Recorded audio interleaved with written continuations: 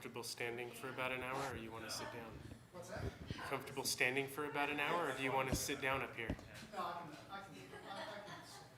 Okay. All right. I didn't know I had this tiny I'm out of quarantine. Okay. But I didn't figure one day. little bit No worries. back. But I guess they'd rather wait. I guess they'll wait it up.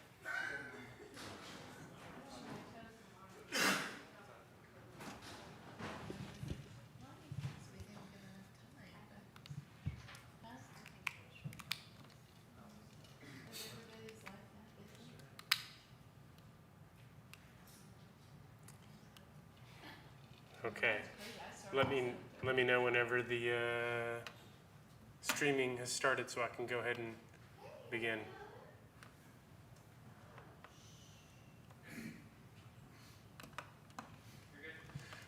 Okay.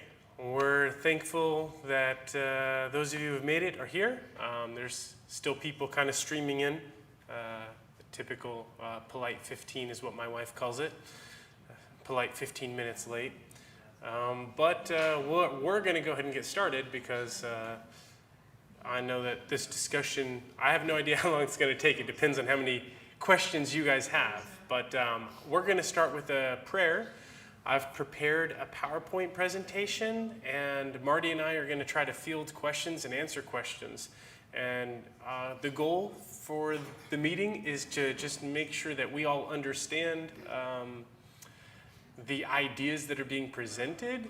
And if you guys have questions, why are we doing it that way? Why don't we do this? Now is the time to ask those questions, okay? So I'm going to have a prayer, and then we'll jump right in. Lord Jesus, we thank you so much that you have given us this chance to come together and talk about your work. Lord, this is your church. This is your city, and all the money is yours. And so we just turn this over to you. Lord, we pray that you give this congregation clarity and direction. We have been talking about building something on the property down the road for years now. And for some reason, you seem to close the door before. And Lord, I am asking for your direction and wisdom that if this time around it is your will, that you make it clear. And especially, Lord, I'm praying for unity, unity of purpose and direction. This I ask in Jesus' name. Amen. All right, I'm going to invite Marty forward. Marty is actually our building committee, what do you call it? Building committee chairman. Okay, so Marty, I'm going to let you stand here, and I have a mic on me. You can stand in front of the pulpit. So I prepared a little PowerPoint. The PowerPoint is already designed to answer questions that may be on your mind. But if, as I'm going along, you have questions, just go ahead and raise your hand. John has a microphone with him, and we are recording this because we figure that there's going to be some that won't be able to make it, and hopefully you'll ask the question that's on their mind, but we need to make sure that your voice is heard, so wait for the microphone to come to you, and then you can ask the question. So, I put a bunch of questions out there. The first question is, what size and layout are we considering? What size and layout? So here's some pictures of the size and layout. I'll kind of go right through this. This is what we have designated phase 1, okay? We have considered the idea of a multi-phase project. Phase 1 includes what is basically an open gymnasium. You can see the basketball court layout, but it's also the same place where you sit for church. It is an open auditorium setting where you can play volleyball and basketball on Saturday night and worship there Saturday morning and have potluck in the same place. It's supposed to be a one-size-fits-all. We're going to do everything in the same room. There's some advantages and disadvantages to this idea. Some of the advantages are the price point. Some of the disadvantages are every time we do something in a building like this, we have to move tables and chairs. So, for example, the chairs, you can see the chairs are set up in this position like they would be set up for worship service. Here's the platform here, and the auditorium has the seating. These rooms here are Sabbath school classes. Here and here are Sabbath school classes. Down here is the kitchen.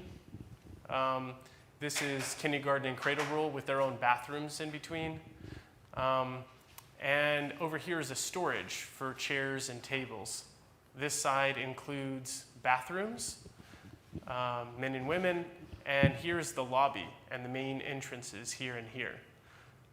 Over here is what we call phase 2, which I'll show you later is maybe in the future, someday down the road, a dedicated church worship building.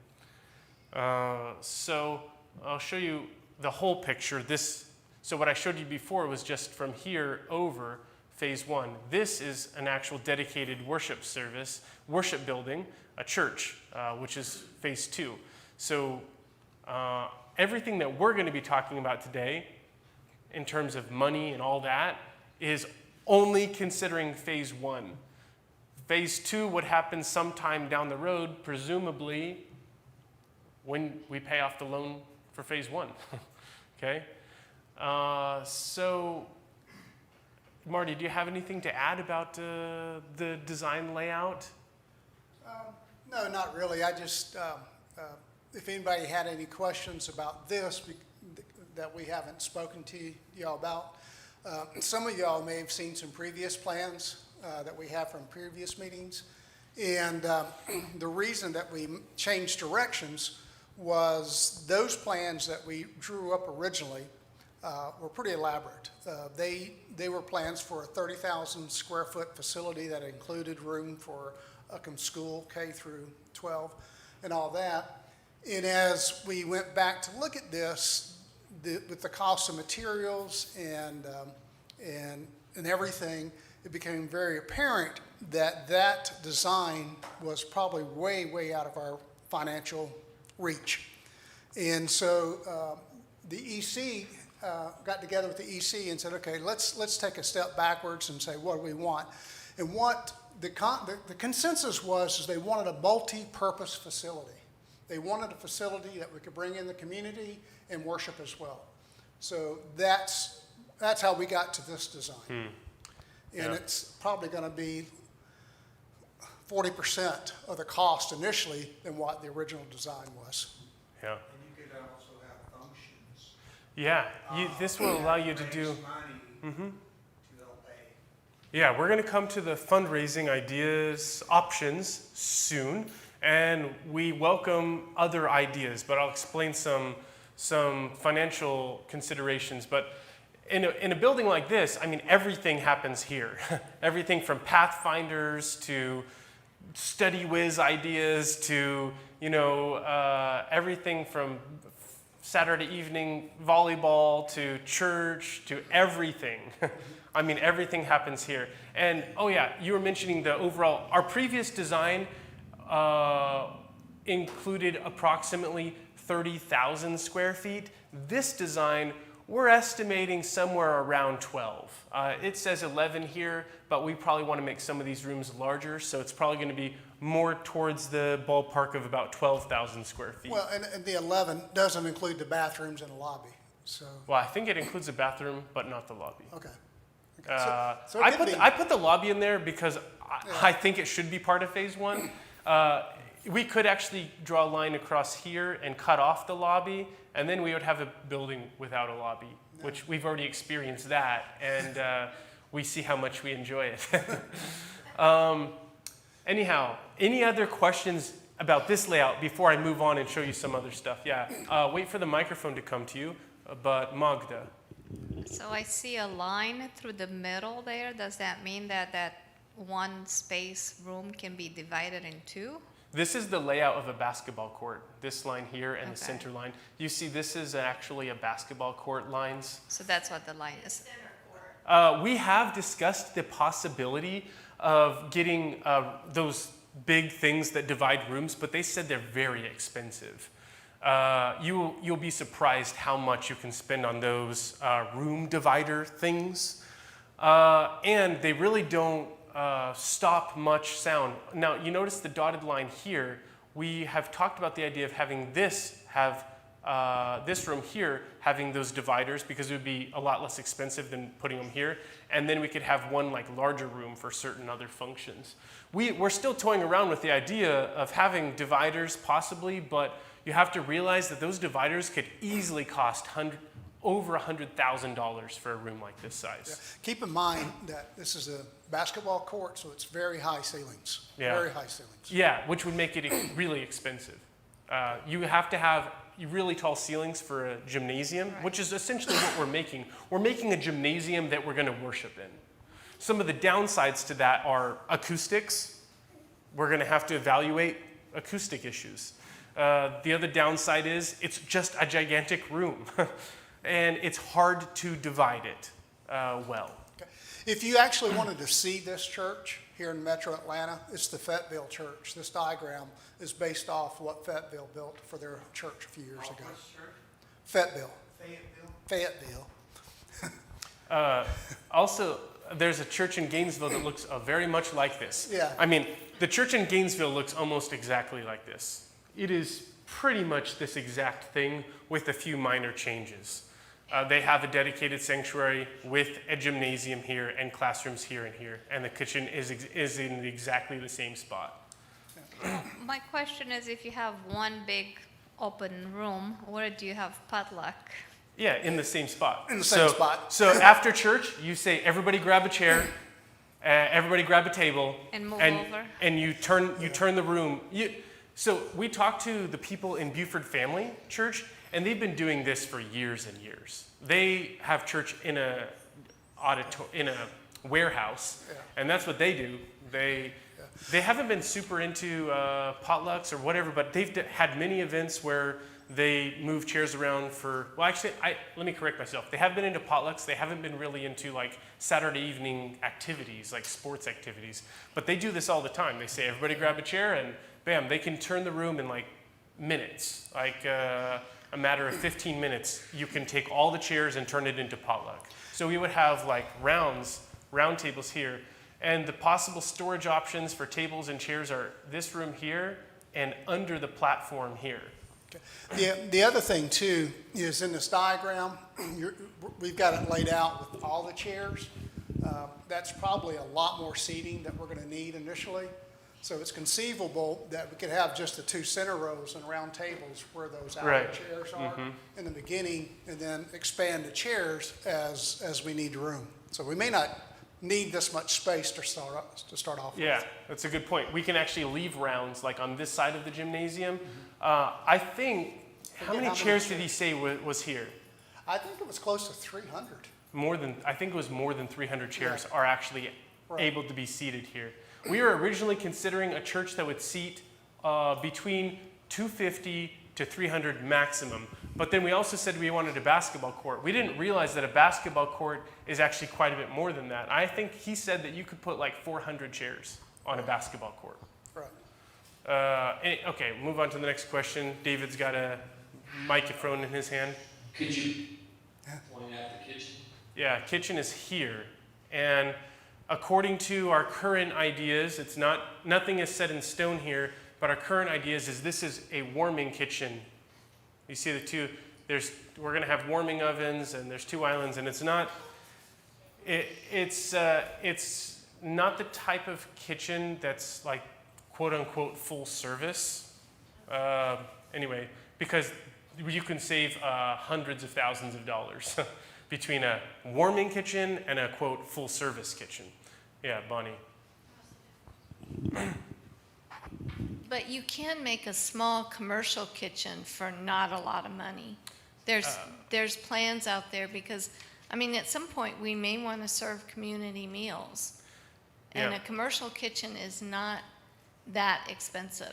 You'd be surprised. According to the architect, they say it absolutely is, and you will save like at least $100,000 between a warming kitchen and a commercial kitchen. I think it's something we should consider. Yeah, so nothing is written in stone, right? But when you see, we'll talk later about the finances here, and then you can evaluate where you think we're at and what other, we can consider the superfluous options. All right, next question. I just have a comment about the kitchen. I think we have to be very thoughtful about what it really takes to have a fellowship meal and what is practical. And we're going to regret it if we make it too small, I'm afraid. Yeah. And that's why I think we need to reconsider maybe the options in that regard if we decide to go ahead and do this. Because it's easier to go too big than too small. And I know, like, if I'm not mistaken, I think that the Romanian church up on Sardis Church Road, I think that their kitchen is too small and they have regretted it. That's my understanding. Yeah. You make a good point, and we have talked to the architect about the idea that we do not want a tiny kitchen. This kitchen is not tiny, actually. It's set up here to be about the same size as the kitchen in Gainesville. If you've been to Gainesville, I think the kitchen is basically this width from here, this wall to this wall, is about the same distance as from here to there. And then about half the, so yeah, it's like this, I'm guessing here, but I'm thinking it's the size of the stage, or maybe bigger. The other thing, keep in mind, like Pastor said, if nothing's in stone, in this design can be easily expanded. Yeah. Outward that way. Everything is optional here. He said we can take this whole wall here and draw it out. And also, interestingly, one of the things that's not in here is an office, unless this was an office. I think this was a janitor's closet. I can't remember. But he said we can also put a bank of other, like if we need some more Sabbath school classes, we can extend this out and throw another Sabbath school class over here. There's options. Yeah, this is conceptual. But everything here is conceptual, right? So here's the thing that we need to keep in mind. Before we asked everybody, what do you want? And everybody came up with everything that they could possibly ever want in the next 50 years. And that plan was going to cost $6 million plus, okay? Now, this plan does not cost $6 million. It's more like half that. So we need to be thoughtful about the things that we will definitely need and we're going to regret, and yet at the same time, realize that we're planning things in phases for a reason, because we hope that down the road we can continue to add things as opportunities grow. Yeah, go ahead, Paul. Several things. The phase one that you're doing, that concept has been around for many, many years. Other denominations such as the Baptist, for years in my business I would run into where they would do this first and then do their sanctuary next, so it does work. Secondly, your bathroom's been a good location for being able to have things going in the sanctuary and going in that all-purpose building. At the same time, if there's something going outside, they can come in and use that without disturbing anything. Yeah. And then thirdly, the plan is such that if you wanted to split block it and put your all-purpose building away from the housing that is back there, any noise and activity wouldn't disturb them so much. You wouldn't have so much a chance of complaint. And if you had the outside activities going, you're going to put them near that building anyway. And then lastly, any additional property. There is a piece of property to the right, to the very back of the right side of our property, I think belongs to the city, and it goes a good ways back, and that is a buffer. And then lastly, next to the right side of the property is that Lions Club property. There is a possibility in the future that could come available to even add on. Yeah, let me make some answers to, so you see here the actual design. This is the layout of our property here. This is phase one here, this is phase two, what we called phase one and phase two. Lions Club property is here. Lions Club has just either given or donated it to the city. By the way, the other thing that was just donated to the city is the property here. The city is going to expand the park that's there and bring it out here and take over this property. The city's also now in charge of the Lions Club property, which presumably would expand the park because it's adjacent to the park. Now, I thought that we actually touched the park in our property over here, but apparently there's a little property in between here that is not the park and is not ours. I'm not, are you sure? I thought I the couldn't park s- was right there. Well, I thought There's so. a strip of land directly behind, you see that drive coming in, and right here, the driveway coming in? This is the Well, road, you go this is all the county way line. back through the building, all the way through to there. Yeah. There's a strip of land directly behind that goes all the way back. But I'm running compass courses out there. Now, I looked at it on Google Maps and I couldn't tell if that was part of the park that had not been used or something else, but It belongs to the city. okay. There is a buffer at this point. All right. Meaning that you put your activities away from the housing if you can, and then secondly, you have it where your deer buffers.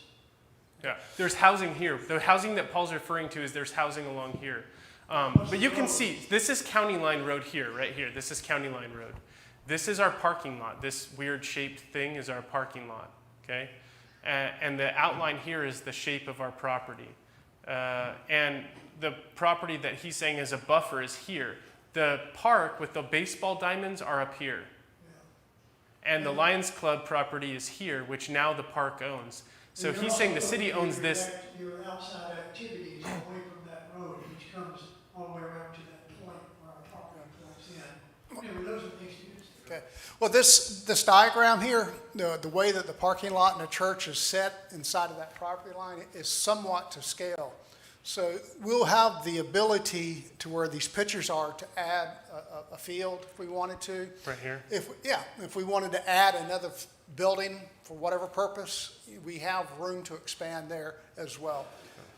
From a construction point of view, we're only using about 60% of our property. Some people have dreamed about, down the road, the idea of possibly like having a school or something, which would be phase 3 if it ever happened, but or having another separate building like a community service building or having a outdoor pavilion. Those are all options that have been discussed to either be placed here or here. Over here, I think, is possibly a retaining pond, right? Yeah, that's going to be more than likely the way that the property slopes. That's going to be a retention pond. Yeah. So we haven't got that far yet, but we do know that the property slopes this direction here, and this is a low spot. And we do know that if we are required to have a retaining pond, it would probably be here. It depends on how much slope is to our property, and we haven't figured out for sure whether it'd be required to have a retention pond. Go ahead. All right. Phase 1, even without that foyer, I mean, that could come in more close to phase 2, in my opinion, because you can still utilize the hallways. I don't know if you can zoom in. The door, yes. Are those doorways going into the bathroom, into there? And So there's and doors here. Doorway. Here. So you got doorways there So and there there. is a tiny little foyer, Yeah, but there's foyer just here foyer and and here foyer. if we cut this piece off. You could, for the sake of finance, because we're talking long term and we like to blow things up. We're going to have, all this stuff going on. But how much is phase 1 and how much is phase 2? Yeah, that's going to come in a second. We haven't got to the numbers yet. Anybody else have questions about layout? Go ahead, Bill. I just have a question about how many Sabbath school classes you got there. Yeah. Like maybe 6 at the most, maybe? Yeah, we specifically asked the architect and told him we think we're going to need more classes. But so 1, 2, 3, 4, 5, 6, and then I think this is supposed to be an office. So which we think is not enough. And we're possibly considering the idea of putting a bank of classrooms on this side as well. But those are all questions that we need to evaluate more. Now, once we get to the point where, first of all, a little bit of background, we can tell the story in a few minutes, but the architect gave this to us for free, which is not normal, just in case you're wondering. And if we get to the point where we're ready to hire him, we have to go through all these exercises where we calculate numbers of people and spaces, and that's when we'll come to the decisions of exactly how many classrooms we would have. We're not at that point yet. We're still in the kind of conceptual phase. Do y'all remember an exercise we did about 4 years ago, the space analysis exercise? Well, we'll need to go through that exercise again. You know, you'll be interviewed about your Sabbath school class, how many people, how much room you need, and all that. And there's this formula that goes through that determines the actual footage, number of rooms, and those type things. Go ahead, Bill. Also a question, where's your baptistry there? Yeah, that's a good question.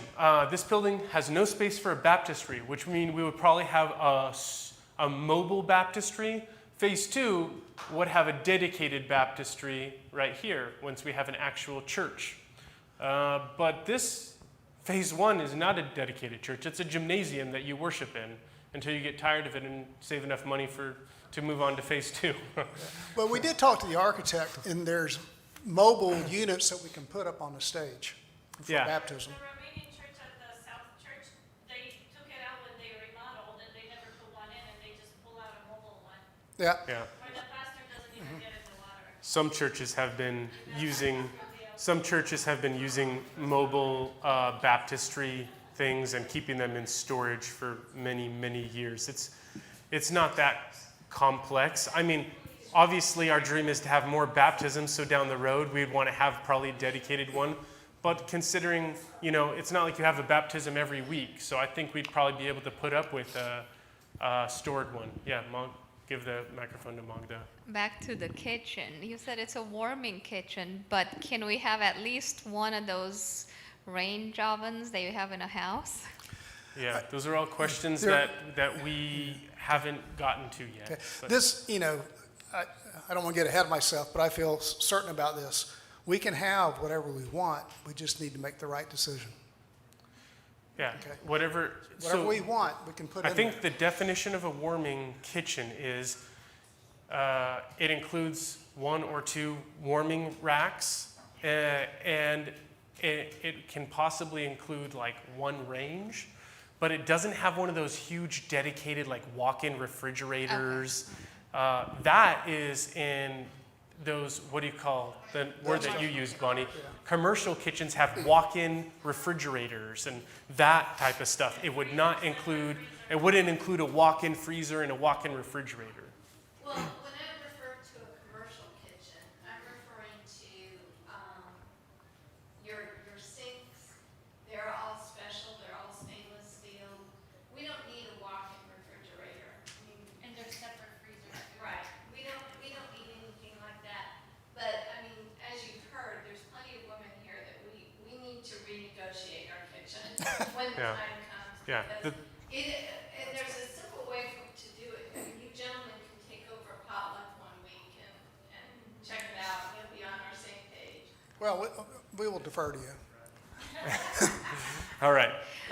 There's a lot of other questions still to be addressed, like finances and stuff. Does anybody else have questions or comments about layout? Well, not layout, but acoustics is definitely going to be a challenge.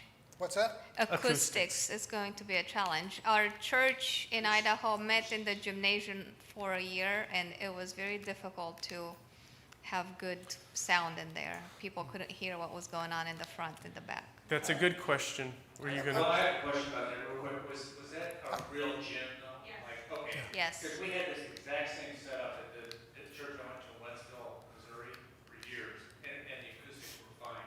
Yeah. It's not, it's not a gym like you think of. It is a gym, but it's not like one at a high school. And I don't know how they did it, but the acoustics Yeah. were not. Well, there's building approaches today that help with that model. The things that they can do today in an open environment is quite a bit different than what you could do in the past.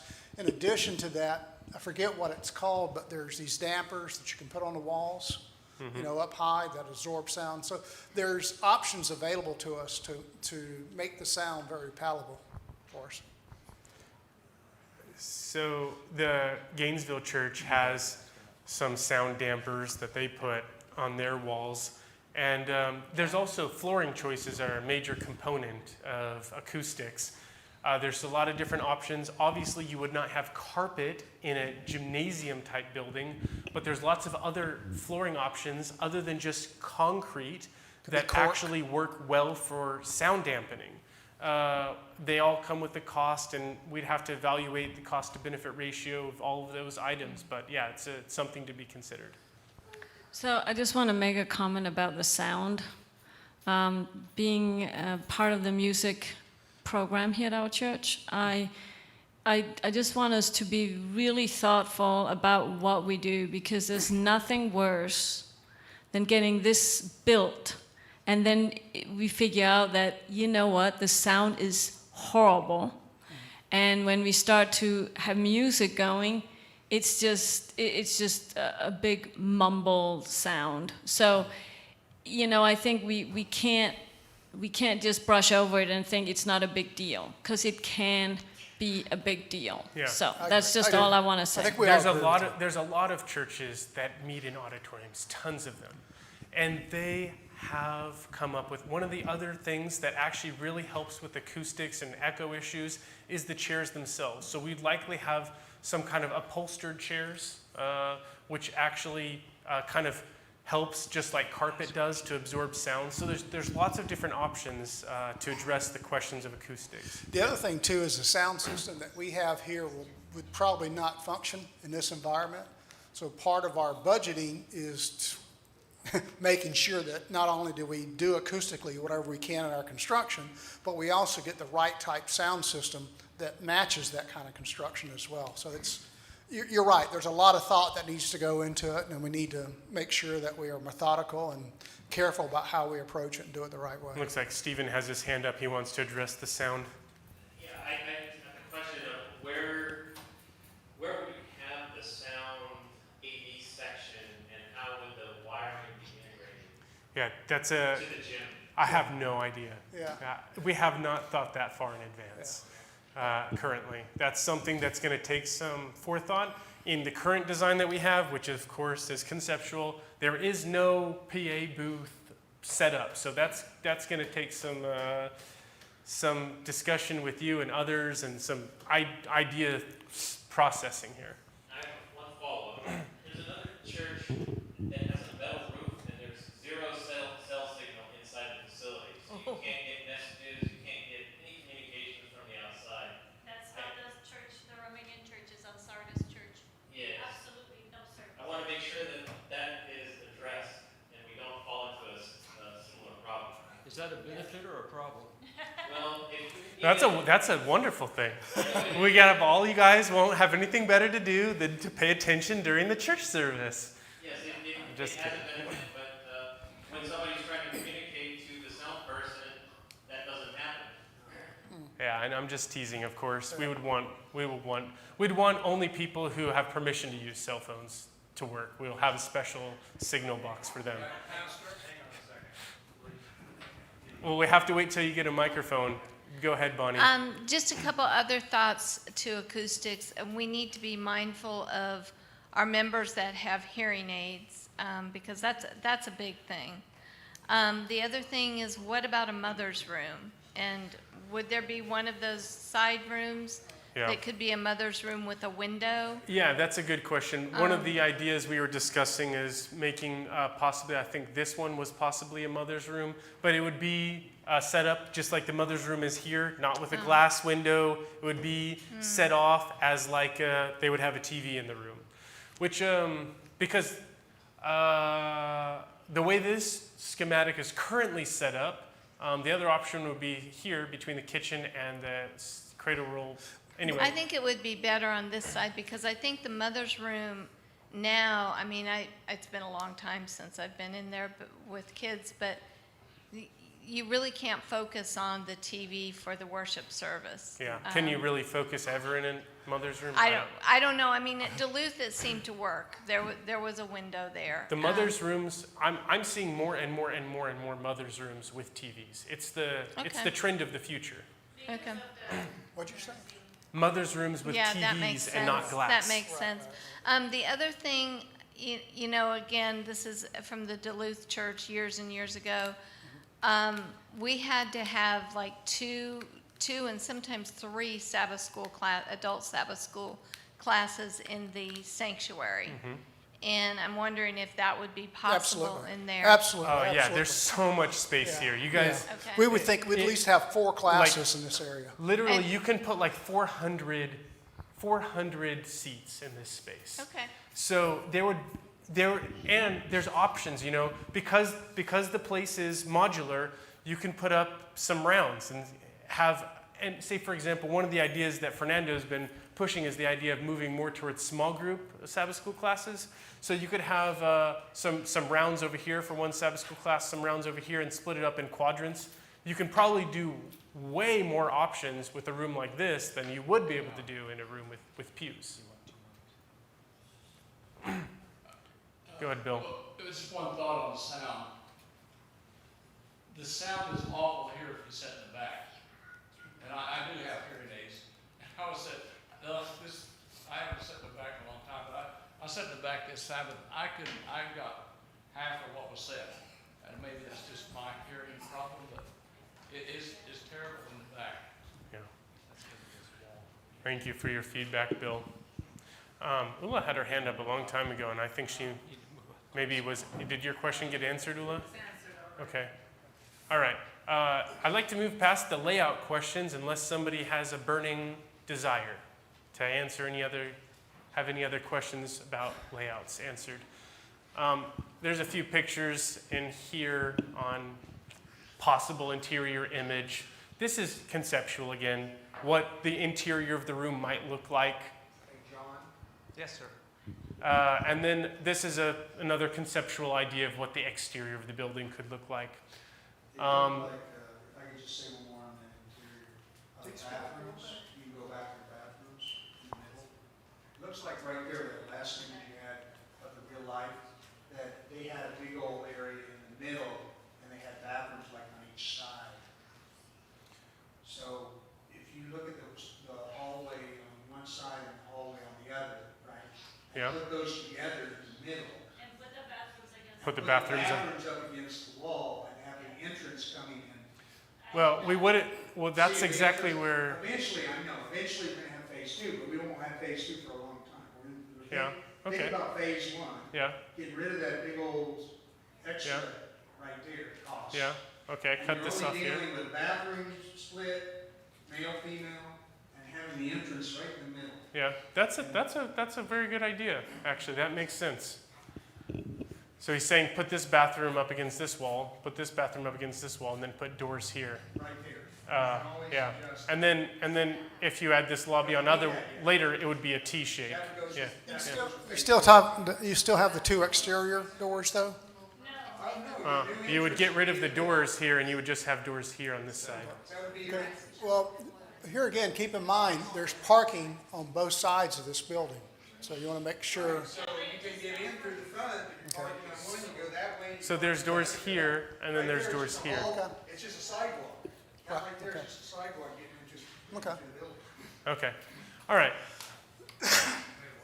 So if we get rid of the doors manually, it might be a question of code, because if you have a certain number of people in the building, the code might require you to have 2 entrances, 2 exits. That is Could be. for people There's- to get out. There's exits here. There's exits here and here as well. I know, but still, I'm like, how many people will think when it's an emergency, let me go to the back door when they know there's a big open door? Yeah. The architect will figure Well, Yeah. those are all questions that we'll address with the architect later on. He knows all the code issues, and I don't know if it's helpful for us to discuss possible code ideas. I'd like to move on. If somebody is gonna, let's not talk about code, because we don't know anything about code. I just have one quick question, and it may not be significant to some, but my question is there any daylight at all in this sanctuary? Yeah, Absolutely. yeah. Let me show you the possible exterior image. So here, there's an idea, there's a possibility of having sunlight. What do you call these? So this is the bank of Sabbath school classrooms, and then this is the actual gymnasium roof. There's a possibility of having actually like windows along this section here, where you you get could actually have natural it all the lighting. way around. Yeah. This picture doesn't show it, but that was one of the ideas. So you'd get quite a bit of natural lighting in the building through there. Another inside picture. There was an inside picture. This There is was an phase inside 2. picture. Yeah, Well, you yeah. can see it a little better here. See the lights here and here and here. You see the natural lighting. Okay, so let's move on though. This is a picture possible of phase 2, not phase 1. This would be the dedicated church, what it would look like. That's not really pertinent to this conversation. Okay. So the next question is, why are we even talking about this? How does this solve our current problems? So our current problems are space. We have, on multiple Sabbaths, had this room at 130 people in here, which I think is probably close to the fire marshal's limit for this building. And if we believe in future growth, we only have 2 options. Plant another church or build another church. Those are our only 2 options. We've planted twice. There is always an option to plant again. But the other option is to build, and that's why we're talking about it. Also, we believe that a building such as what we're talking about would provide more opportunities for other types of ministries.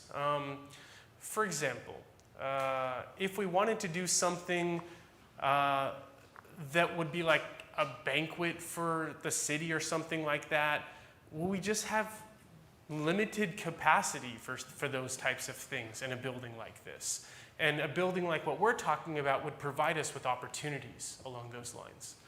So we would be able to address space, ministry opportunities, and the future growth issue. Our property would allow us to expand as the community calls for it and as the church continues to grow. We're in one of the fastest growing regions in the United States still right now. And I mean, I drive from near where Mall of Georgia is to here, and every single little acreage is turning into a subdivision. Every single one. That's not going to be long before it's in Barrow County and just exploding. Barrow County in the last 2 decades has had an annual growth rate of 20%, and they expect that to even increase. So we expect that we will either be forced to plant a church or forced to build a church soon, because we have to. And this property will provide us opportunities for future growth. Okay. How much will it cost? Okay. We're estimating somewhere around $300 a square foot. No, $300 per square foot, which we think is somewhere in the ballpark of $3 million. Yeah. Yeah, somewhere So around just take 3 million. 15,000 square feet, multiply it by 300, and that's a rule of thumb. The $300 a square foot, and we could probably shave this down. I'm sure we can shave this down, but we want to use that number from a budgetary point of view.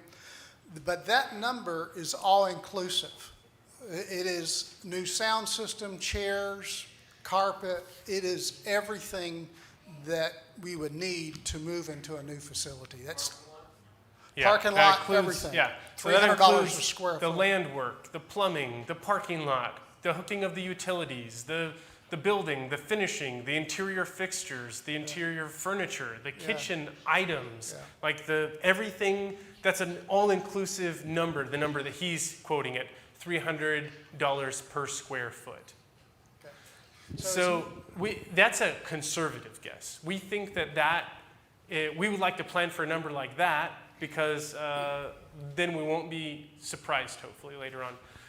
Actually, so that would be, if we went for 12,000 square feet, that would be 3.6 million. 3.6 million with that a conservative guess. Okay. Great. You were going to add something more to that, Marty? Well, Sorry to cut you the only off. thing I was going to suggest is, I think we need to budget for 300 a square foot, but in reality, it's probably going to be a little less than that, because there are probably things that we have that we'll be able to use in the new facility. Yeah, or who knows? There's always ways to decrease cost. If we want to do some of the work ourselves, of course that increases timeline, right? So if we want to paint the interior ourselves and not hire it out, you can always decrease cost, but then you have to do the work and it's going to take longer because you're not paying professionals to do it. Right. Well, and it helps us to discuss what it is that we need from every aspect of the church, but it also allows us to keep our thought on what that budget is.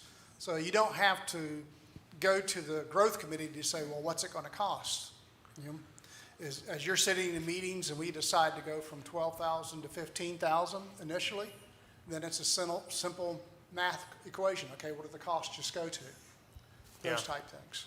So if we wanted to do a 30,000 square foot building like what we had talked about before, that would have been $9 million, okay? Now, the question is, how are we going to come up with these funds? What are the options, right? How are we going to get the money? Okay, so there's a few things. There's a conference grant. The conference does loans and grants, okay? A grant means you don't pay it back. Then we can evaluate what funds we have currently, and then we could also talk about doing fundraising. And finally, there's a possibility of using this building and selling it. That's a question mark because we haven't decided we're going to do that. That's not been voted, but it's an option, okay? And finally, of course, loans, okay? So I'll explain the numbers. Conference grant, the way the conference works is you get $20 per square foot. So if we do 12,000 square foot, the conference grant is $240,000. It's just that simple. Current funds. So I'll tell you what we have in the bank and then what's in the building fund. Yes? So by grants, that's money that's given? Yeah. Yes. You do not pay back the grant. We will talk about a loan here in a second, okay? What we have in the bank right now. In our checking, we got $171,000. In our savings, $8,000. In the Southern Union revolving fund, we've got $40,000 for a total of $221,000. By the way, it has gone up $40,000 in the last year. Our total funds have increased by $40,000 in 1 year. But what we actually have in the building fund, what we actually have in the building fund is only $43,000. Now, all of those monies are spread across all of our different funds. Some of those budgets are liquid, and we could always discuss ideas of transferring. Some of those it's been donated specifically into that budget, and you can never take it out of there. You have to use it for that. Okay, so there's always options for transferring funds, but those are complicated questions that would take discussions at the finance committee and all kinds of other stuff, okay? But what we've got in the building fund right now is $43,000. We've not been fundraising, so that's just what we've got. Go ahead. Okay. When we do need a facility to worship in while it's being built, we have this church. We're not there yet. Yeah, but I'm just saying, can you do the phases into subphases? In other words, work on things that can be, purchased and afforded, and then go on to, another subphase that goes into phase one. You know what I'm saying? So that way. I don't understand your question. Are you talking about rather than doing a fundraiser, which may take 3 years before we start any construction? Yeah. Are you talking about saying, okay, to build the shell is $1 million, so we'll get $1 million and build a shell? And build a shell and And build then- everything around it and just start, incrementally working. The only in a thing way. anything's possible. The only thing I would say, that approach needs a lot of consideration because you got to figure out, will I ever get there? And what are you going to do for Sabbath school? Yeah, I mean, there's a million to other... me, there's a lot of risk doing that. But anything's possible. Let me finish explaining the fundraising options for this idea, and then you can throw out other kind of possible ideas. Because we've already discussed all of these things at the building committee, and we have reasons why we've considered this option versus others, and we'll explain why.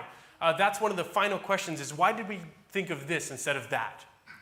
We have thought of most of the ideas. Fundraising. Fundraising option would be a 3-year program where we ask people to make pledges, and they say that if our fundraising program goes well, we could raise approximately a double tithe, which over a 3-year period for us would mean $1 million. Those are all conceptual numbers, okay? There's no definites to any of this. Then there's the possibility of selling the building. We have had a last appraisal, I can't remember the amount. It was $482,000 back in 2015. Okay, which obviously it's increased significantly. Right now the market is hot, so if you sold it now, we get more. But anyway, I put 500, okay? Just for math's sake. And then there's a loan. Right now, the loan amount that we would qualify for is approximately $1 million, okay? Which brings us to a grand total of $240,000 for the grant, current funds. I put 60 because I think we might transfer some other budget monies in there, but just for math reasons, it equals 2.8 million, okay? That's the loan plus the selling a church if we did it, plus fundraising, plus current funds, plus the conference grant would be 2.8 million. Yeah, and correct me if I don't say this right, if we sell the church, we're actually turning the church over to the conference, and the conference sells the church. So we would get a certain cash value, if we agreed to do that with the conference, and we wouldn't have the burden ourselves of actually selling the church. So let me explain a couple more things before you add. I don't think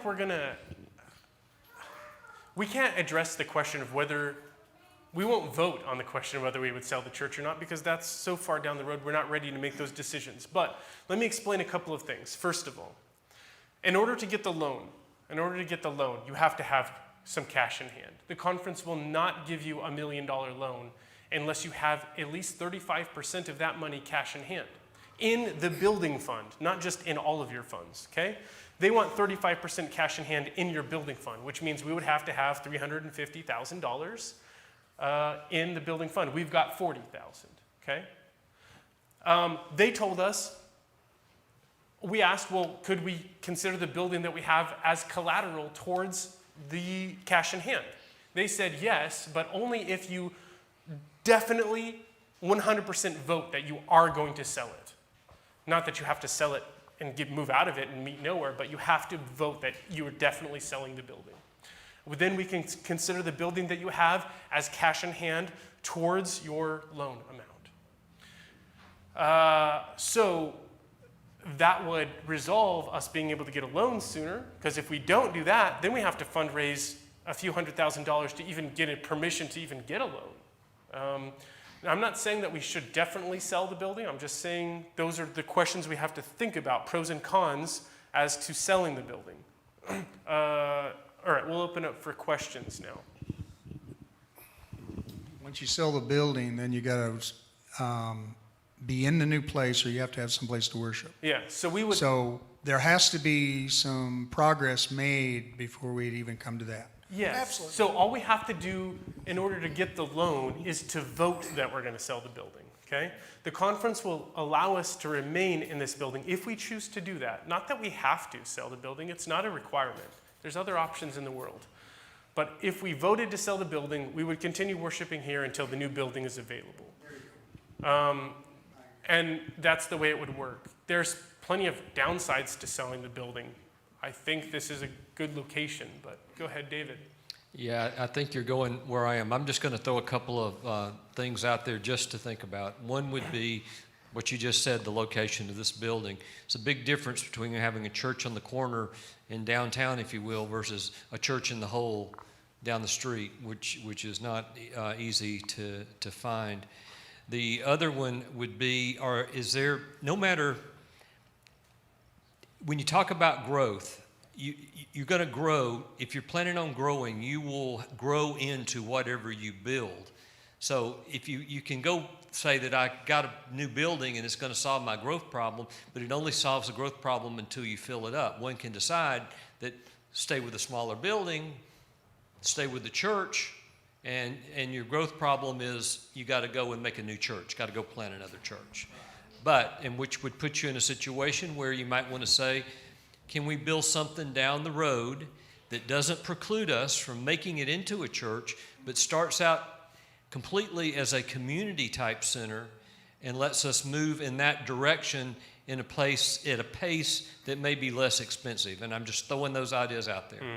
So we considered this in the growth committee, and that's a really good question because we toyed around with that discussion quite a bit as well. I'll give the reasons why I think we came to a differing conclusion than the idea that you're suggesting. So 2 things you mentioned was the idea of location. So this is my personal opinion, and you all are welcome to having opinions that are different. Many people have mentioned that we have a good location. Like, for example, I was getting my hair cut or whatever, and they asked me, where do you work? Well, I'm the pastor of the Seventh Adventist Church in Auburn. And I say, I know where that is. And I say, oh, that's wonderful. You know where that is? Oh, yeah, right on the corner of County Line and the highway. You can see it from the highway. And we can see your Jesus mural or whatever it is from the highway. I said, okay, that's cool. So they know where it is. But my point about the location is they're not coming because they know where it is. The individuals who want to worship will open up Google Maps and navigate to the location. The only value of having a prime location is for the opposite. I disagree with you. We should have this location as the community service building and that location as the church, because the people who want to be at church are going to find it. The place that needs to have prime location is a community service building. You would never want to put a community service building in a hole. You can put a church in a hole. Why? Because people who want to go to church are going to go there. You cannot put a community service building in a hole because, say, for example, if you wanted to open up a thrift store in your community service building, a thrift store needs to have a good, visible front. A church doesn't. That's my personal opinion. You can disagree with me. But the other thing is, it doesn't solve our problems to create a community service building. The problems that we have are space. It does solve the problem of ministry. And it possibly solves the problem of future growth, but it doesn't solve the space problem, which is our number one issue. How do we get more people to worship with us right now? The only way of doing that is 2 options: planting a church or building a bigger church. Those are the only 2 options we have. So if we were to build a community service building, we are not addressing the question of fitting more people in a worship service. Yeah, so I just have one question, and that is, what's going to cost more, right? So say we look at, okay, say we planted a church versus the budget that it would cost to build a new church. Which one would be the least expensive? Yeah, that's a good question. I think part of the problem with the question is when you plant a church, you mother that church for a little while, but eventually the church is on their own. And so the cost of expense eventually diverges to, well, they're paying for it now, not me, so it doesn't matter. Does that make sense? Like, you're only mothering that church for 1-2 years, and eventually they're flipping the bill. So it's always cheaper to plant. I think it's always cheaper to plant, and it makes it a lot easier for planting a church to start smaller and to grow. So I think that it's most definitely cheaper to plant almost every time. Yeah. I like the building idea, but the cost. I'm thinking the fundraising and the loan and what we have, 2.3 million. That would be a pretty substantial amount for the phase 1, especially if we were to do some things with, tailoring a little bit more, and keeping the church, this one, for a long time until we could comfortably move and transfer. That's Yeah. just my thought on that. In my opinion, I think we would want to be in the new building as soon as it is worshipable. Why? Because it has more space and it's new. Everything will be new. Why would you want to worship in a building that's old and cramped when you have a building that's big enough to worship in and new? That's what I'm saying. Well, no. So my opinion is if we keep it, turn this into the community service building. Because this is prime location for a community service building. And 500,000 is not really. You only get 75% of that. You don't get 100%. All right, Raluca, and then Juliana next. So how much is our yearly budget, working budget at this church right now? David, do you know the answer? About 70,000. So if, Let me repeat it for those hearing online. Our 70,000. yearly working budget is approximately 70,000. That doesn't count if we would have a loan. okay, so I guess my question is, what can we do to trim our budget? Because when you're starting to ask people to give a second tithe, some people are already giving, on top of tithing, they're giving 5%, 7% to church budget and to other offerings. Are we going, as we're fundraising, are we going to trim our budget down in order to do that? Or we are looking to add another 10% to our sacrificial giving on top of our 17% or 15% that most are probably giving already? Yeah, well, most here are giving that. These are the committed ones, the ones that are sitting in the business meeting. I shouldn't say that. Forgive me for those viewing online, but let's be honest. The average Adventist is not even giving an honest tithe, okay? And here's some statistical realities. What they have found is that when you have a building project and people catch the vision, let's say, not that we're there yet, but let's say the church is absolutely united and excited about the vision. What they've actually found is that overall giving goes up. A lot of us like to imagine money as a pie, and it just has so many slices you can get out of it. And if you take this piece out and you put it for the building project, now there's not that slice for tithe or whatever else. In reality, that's not how things work. We've been told by those who have come before us that when you do a building project, you actually add another pie. You create pies when you do building projects. Giving, not only does giving for the building project goes up, but tithe and church budget money overall goes up. That's what they've told us over and over again. If you make stewardship a prime focus of the church, overall giving in every category increases during a building project. In fact, there was a joke of a guy who saw his funds in his church going down, and he said, "Looks like we need to plan another building project," because he knew that funds would increase if they did a building project. So it's a fear that we all have, but according to those who have come before us, the fear is not founded if done well, and if it's approached from a spiritual perspective. Yeah. Yeah, that's actually not a joke. I know of a case where it actually happened with a Baptist church. And We need to get you a mic real quick. Sorry, 1 second here. Sorry, I was going to call in Juliana first, but go ahead, finish your thought, Gene. yeah, that actually is not a joke. It's actually happened, and I know the place where it happened. It was a Baptist church, and it started out as a very small church.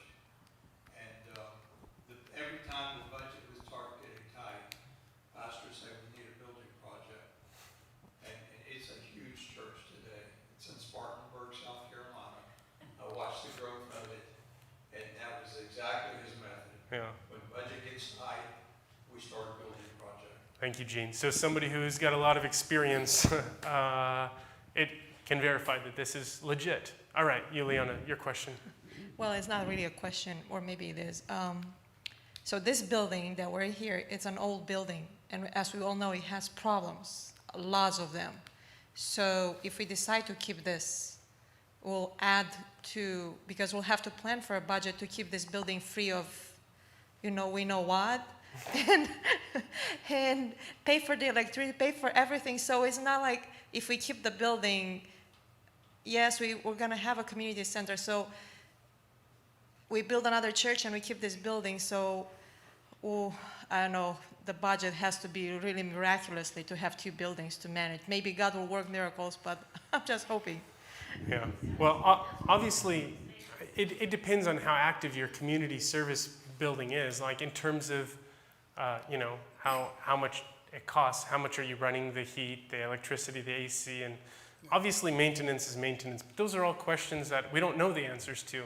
Yeah. One of the questions we should ask is, can our budget withstand a loan? That's a question that, David probably knows the answer to better than any of us. Yeah.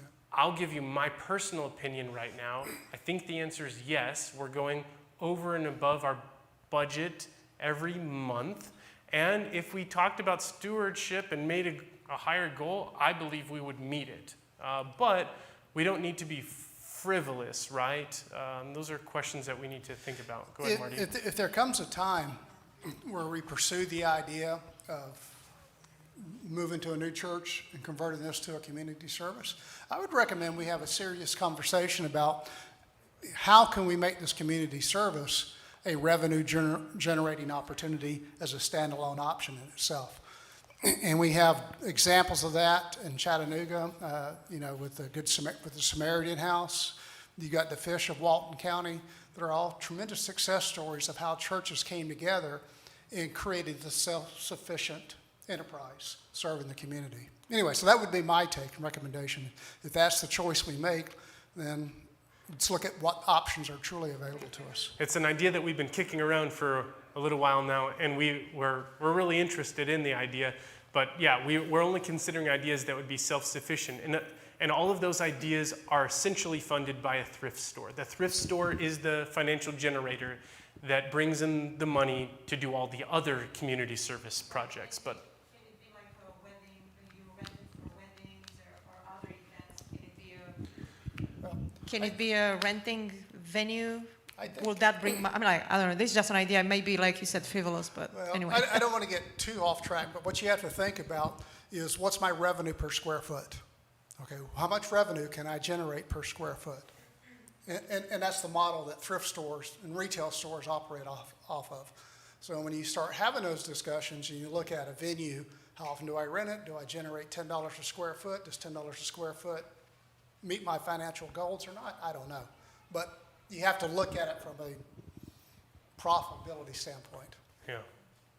All right, go ahead, Bonnie, and then we'll go to Jean next. We also have to recognize if we're looking at renting it as an event center, most events occur on Saturday, Yeah. and we wouldn't be renting it on Saturday.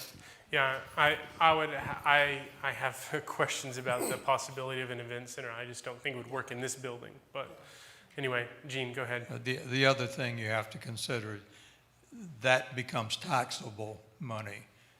While we're tax-free, generally speaking, as a church, but if you start making money on something of that nature, it becomes taxable. If it's a thrift store, you can make I've had it to happen to me Yeah. at a school, Yeah. where I started renting out the gymnasium, and they Right. immediately slapped a tax on us. My thought process, you would split the church off as a separate nonprofit entity.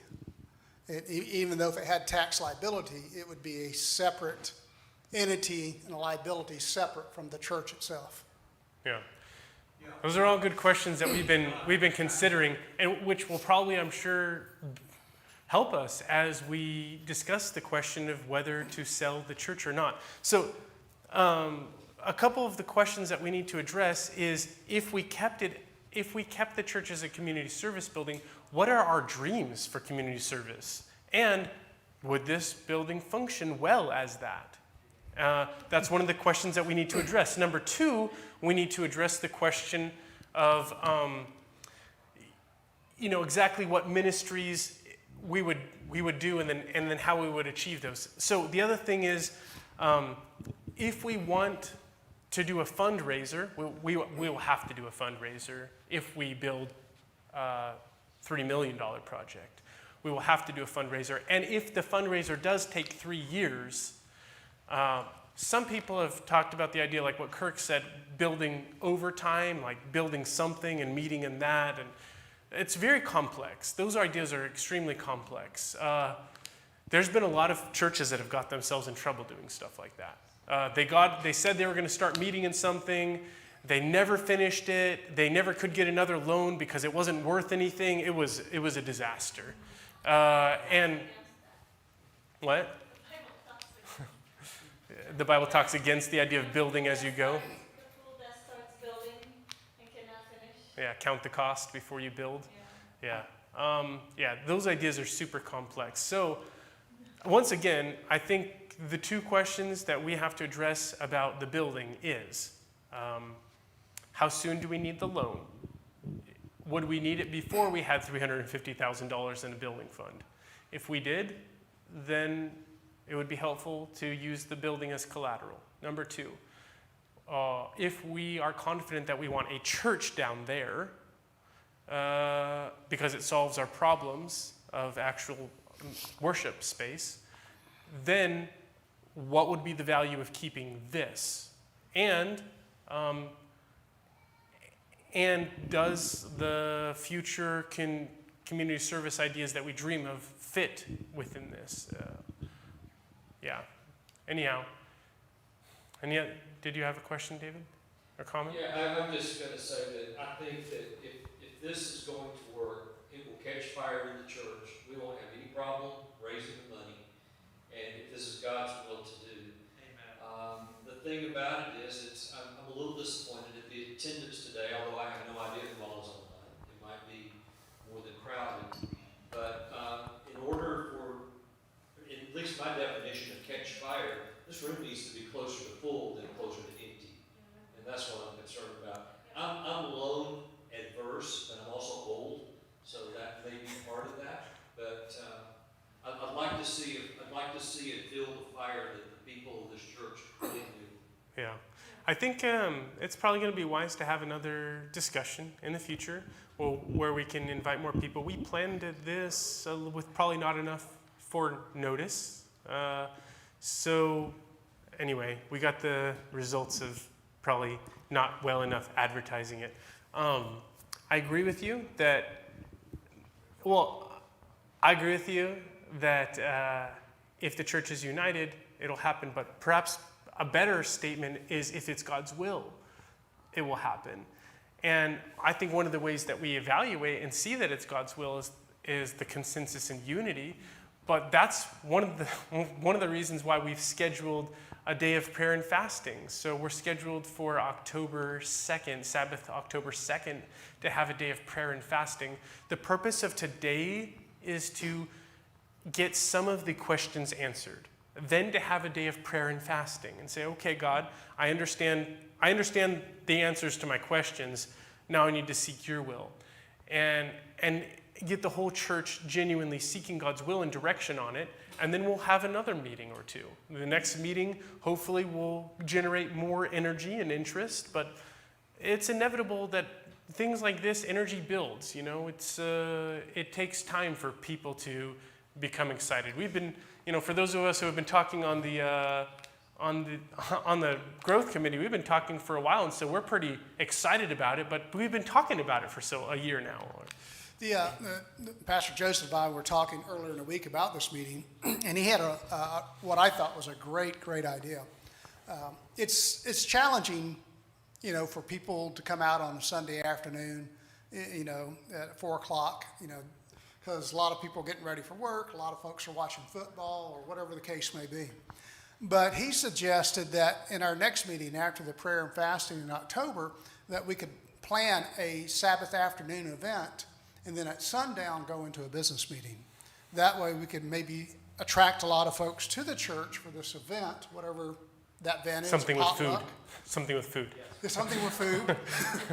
And that way we could get more attendance and get more people to be involved in it, because the key to this whole success is, in my mind, it's God's will to build his church. We talk about, is it God's will to build a church? It is. but more importantly, it is his will that we do it with all one common mind. He's going to do it when we all have the same idea, we're all in the same place with it, then God's power is really going to work within us. For me and Pastor Joseph say we want to go build a church, God probably would be very excited about that, but he would prefer that more than 2 people get involved in it. You know that. So it has to do with that community. And I think God works his power when there's that strength in the community. Yeah, so that's one of the ideas that we had was whenever the sun begins to set earlier, we could have a meeting on Sabbath evening, have a potluck, a social, a get-together, and then when the sun sets, go into business meeting. Go ahead. Yeah, I have a comment, and I want to echo David Alley's comment. I feel like we have to just be very prudent. When we start a fundraising situation, that we'll have to assess and see how it goes, obviously. I think that will be an indicator, and then we'll have to assess as we go. We know that it's possible. With God, all things are possible. But we also have to be very cautious so we don't get ourselves into a situation where, like I know Gene has talked about this before, where these people get this massive worship center built, but then all of a sudden there's nobody to pay the bills or whatever might be. So let's just be cautious and prudent. Yeah, thank you. All right, Bill, you have a question? Wait for the microphone real quick.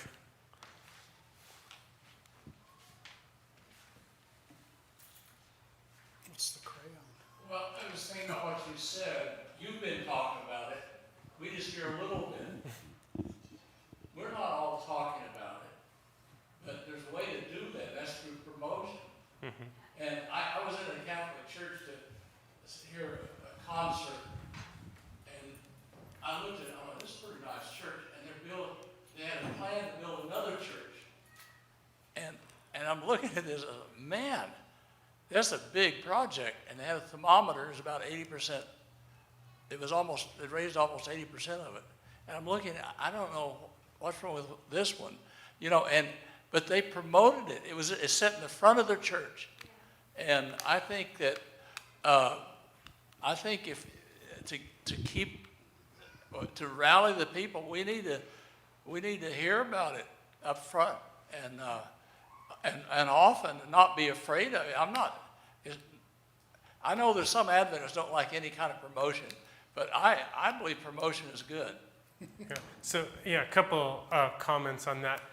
We're in a position where, number one, we're trying to make sure that we have sought the Lord's will, that we're not pursuing something against what God's plan is for us. That's number one. Number two, the conference has organized a really well put together fundraising program that tells you what you do every single week for 6 months, and has a whole promotional materials and all that stuff, and how you pitch the idea to the congregation and all those things.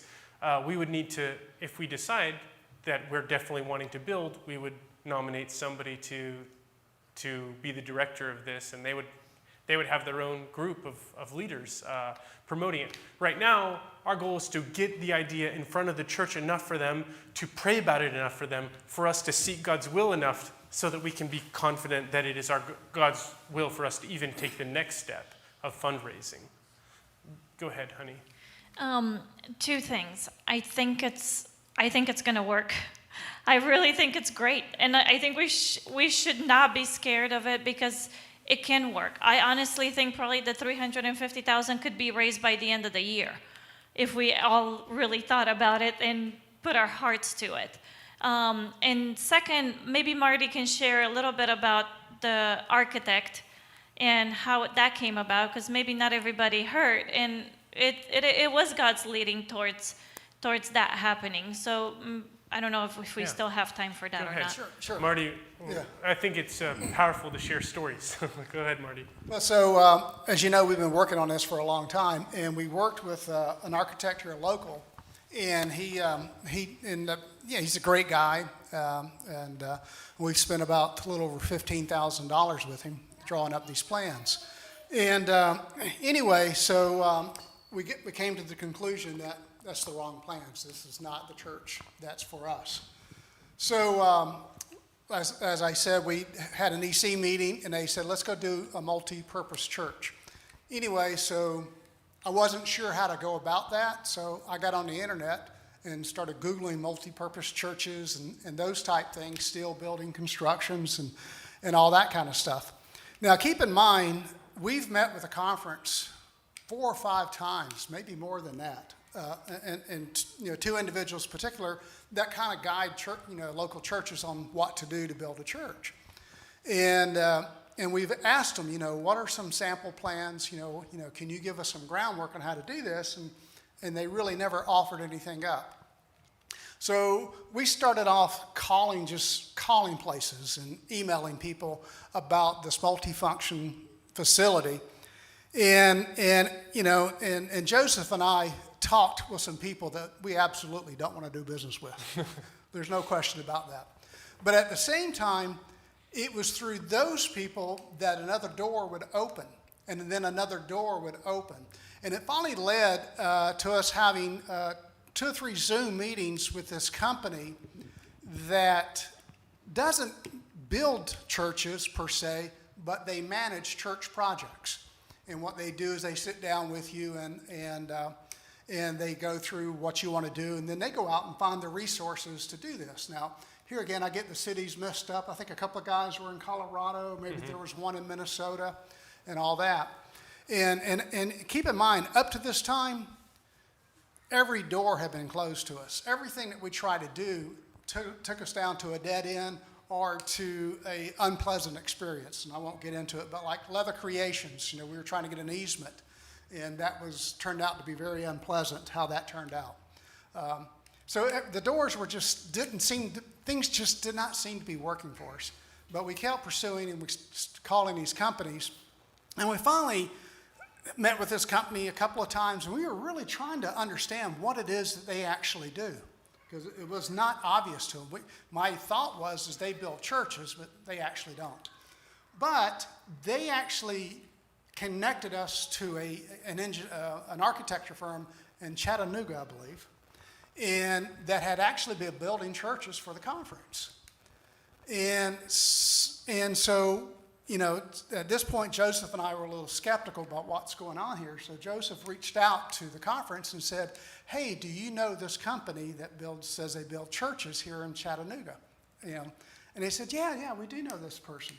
As a matter of fact, there's this guy that we really like there that's built a few churches for us named Kevin Goins. We said, really? Yeah, he left that firm some time ago, and he's down in Panama City.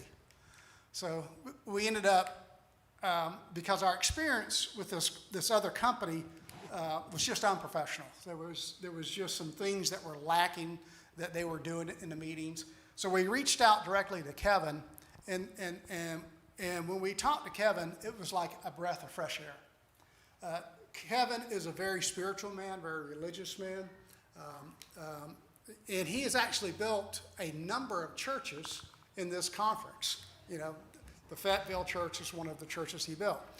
Anyway, so we talked to him a couple of times and explained to him where we had been. We explained to him that we'd already spent $15,000 on plans that we really couldn't use. And we were really in a situation where we were being extremely cautious, and we didn't want to spend another $15,000 to get an idea that we didn't know if it's going to be acceptable by the membership or not.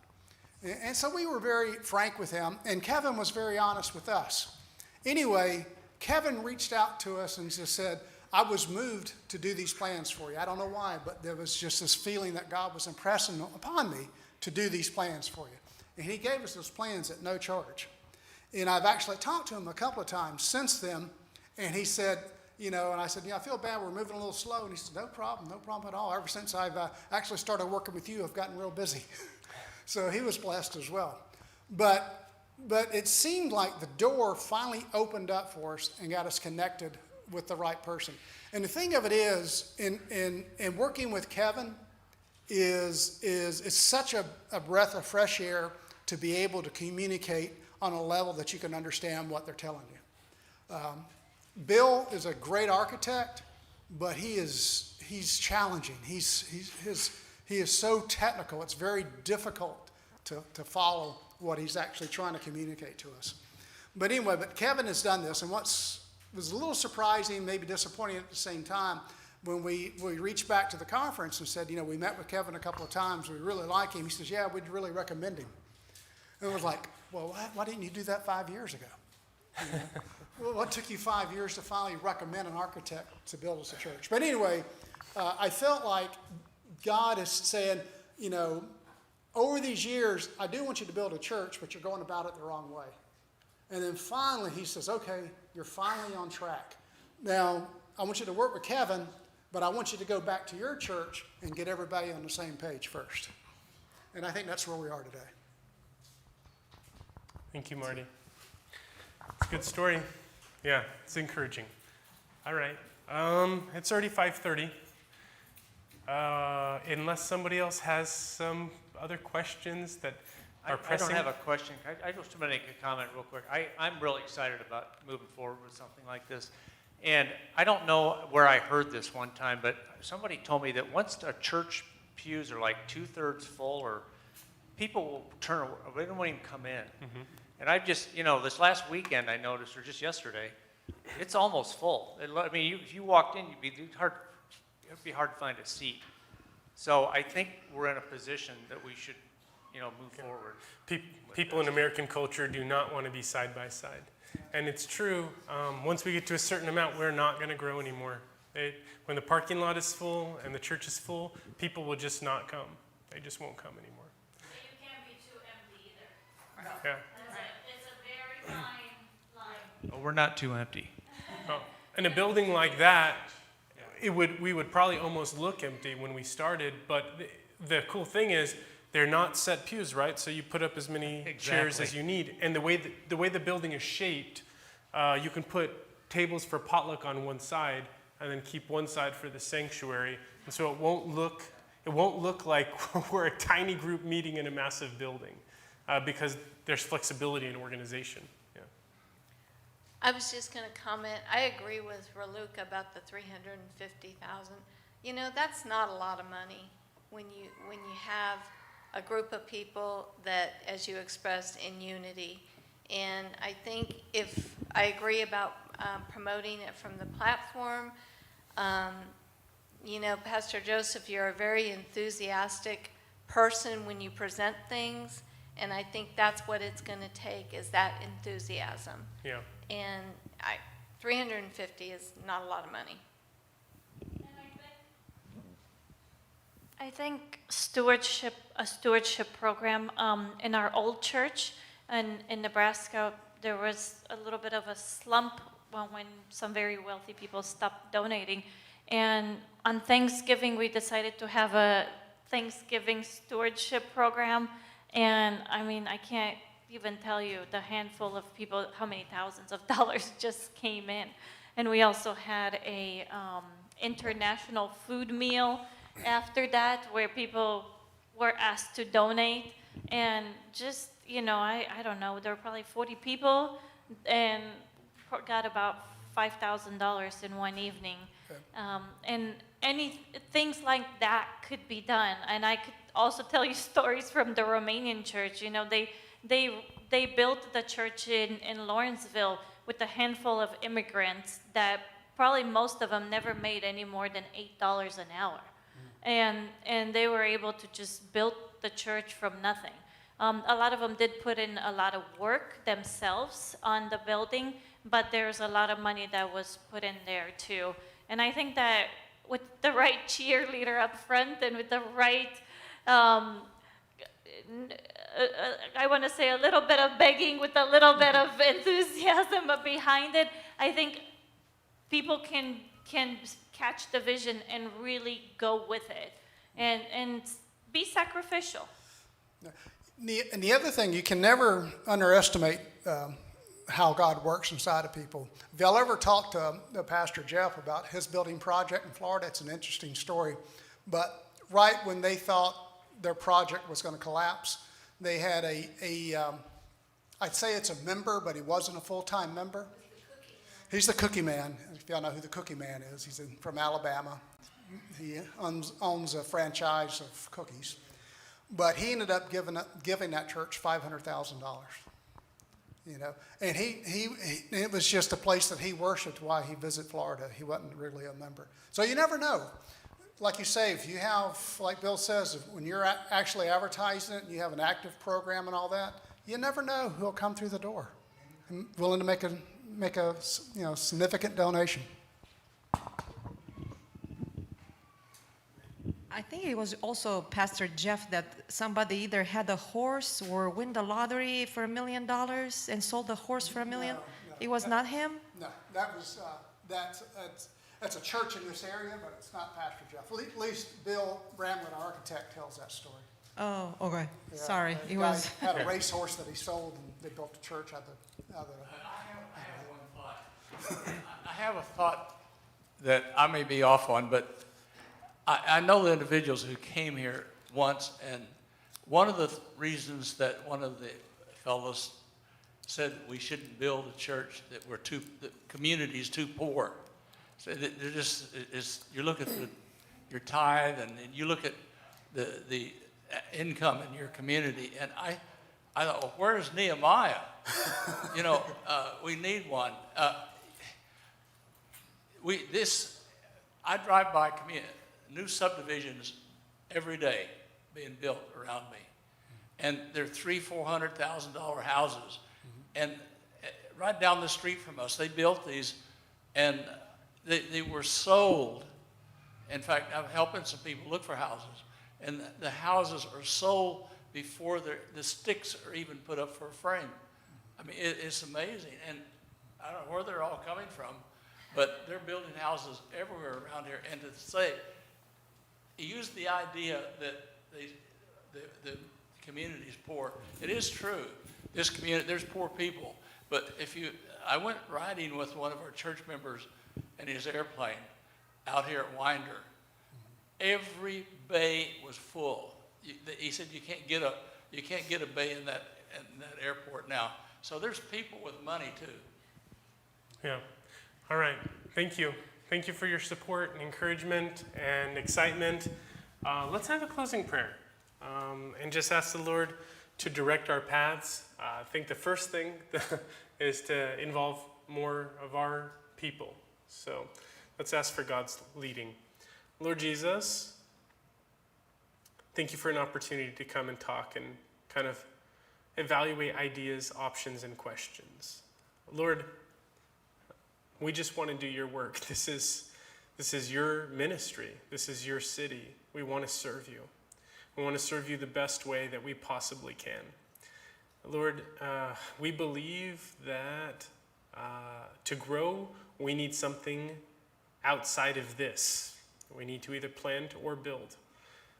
Lord, and I just pray for your wisdom as we're talking about the ideas of building. I pray that you'll bring consensus among the body, that you'll get other people excited, and that you'll bring unity and vision together. This we ask in the name of Jesus Christ. Amen.